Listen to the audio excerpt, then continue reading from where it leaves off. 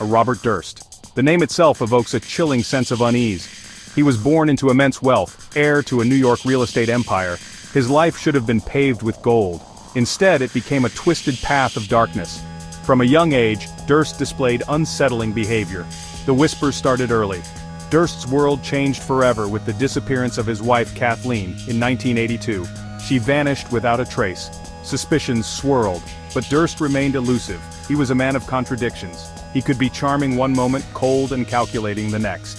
Years passed, and the mystery of Kathleen's disappearance lingered. Durst's life continued to be marked by strange occurrences. He became increasingly reclusive. He adopted aliases. He seemed to be running from something. But what? Was it the shadow of Kathleen's disappearance? Or were there darker secrets lurking beneath the surface? The world would soon find out. The Durst family name, once synonymous with success, became entangled with suspicion and fear. Robert Durst was a puzzle no one could solve. He was a man haunted by his past, and his actions would continue to shock and horrify for years to come. 2001, Galveston, Texas. Robert Durst was living under an assumed identity, disguised as a mute woman. He sought refuge in a modest apartment building. He was trying to disappear, but his past had a way of catching up. Then came the gruesome discovery. Durst's elderly neighbor Morris Black was found dismembered.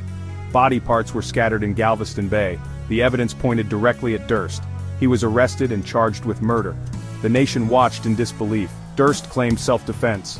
He alleged a struggle, a gunshot, and a panic-stricken attempt to dispose of the body. The trial was a media frenzy. Durst, despite his wealth and privilege, appeared awkward and unsettling in the courtroom. He spoke in a low, rambling manner. The jury, to the shock of many, acquitted Durst of murder. They believed his self-defense claim. He walked free. But the shadow of doubt remained.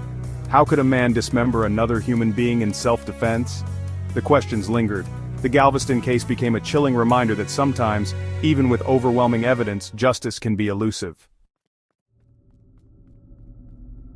Years passed. Robert Durst retreated back into the shadows. The public's fascination with him waned. But then, in 2015, came a bombshell.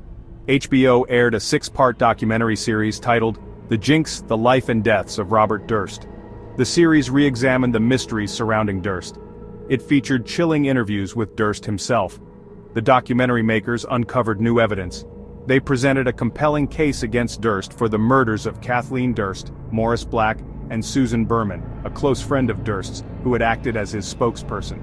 The series captivated viewers. It revived interest in the Durst case. One piece of evidence proved particularly damning. Durst, unaware his microphone was still recording during a bathroom break, muttered to himself, "What the hell did I do?" Killed them all, of course. This chilling confession sent shockwaves through the nation. The documentary was a masterpiece of investigative journalism. It painted a portrait of a deeply disturbed and dangerous man. The public was left wondering how Durst had evaded justice for so long. The impact of the jinx was immediate and profound. Law enforcement reopened their investigations. The Los Angeles Police Department, armed with new evidence presented in the documentary, arrested Durst for the murder of Susan Berman.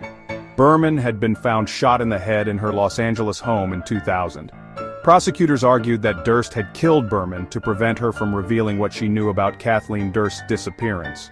The trial, delayed due to the COVID-19 pandemic, finally began in 2021. Durst's health had deteriorated. He appeared frail and gaunt in the courtroom. Despite his attempts to evade justice for decades, the evidence against Durst was overwhelming. The jury found him guilty of first-degree murder. In October 2021, he was sentenced to life in prison without the possibility of parole. It was a long-awaited victory for the families of Durst's victims. Finally, after years of pain and uncertainty, they had some measure of closure. Robert Durst's story did not end with his conviction. In January 2022, while serving his life sentence, he died in prison at the age of 78. His death, from natural causes, brought a definitive end to his reign of terror, but it did little to ease the pain and suffering he had inflicted on so many lives. Durst's life was a study in darkness. He was a man born into privilege who chose a path of violence and deceit. He left behind a trail of broken lives and unanswered questions.